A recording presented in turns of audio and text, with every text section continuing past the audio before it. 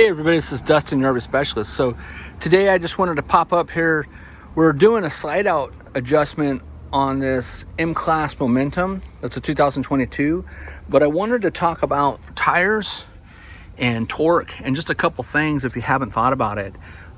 Something that we talk about a lot is on your tire valve stems. You know, nowadays most new cars have a tire sensor built in to identify if the tire is getting low on pressure. Well, now they have tire sensors that don't just do the tire pressure, but they also do a temperature reading of the air that's in there. So that would kind of help give you an example, like say he had a wheel bearing going bad, or grease was getting low, or there was a brake issue, something was causing the wheel to get hot. That will indicate and let you know that there's an issue.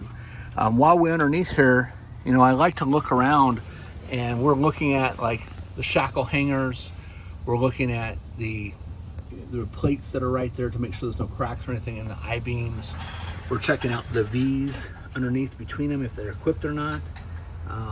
This one happens to have the Moride CRE3000 equalizer on it, and as you can see, it looks pretty dirty.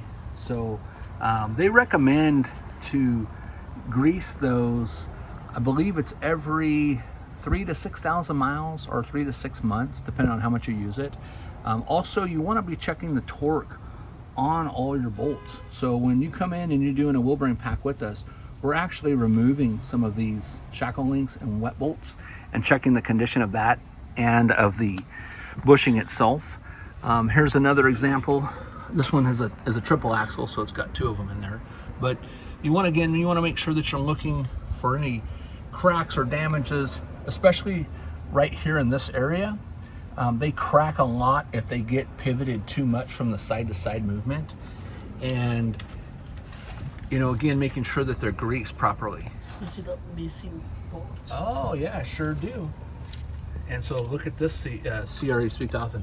The center bolt is actually missing in the bottom of the hanger, and it's not even here for that. So that's broken loose, where this one's got a single, but that other one's missing it. So I'm gonna go check the other side real quick and see if it's the same or not. So we walk around here to the back side.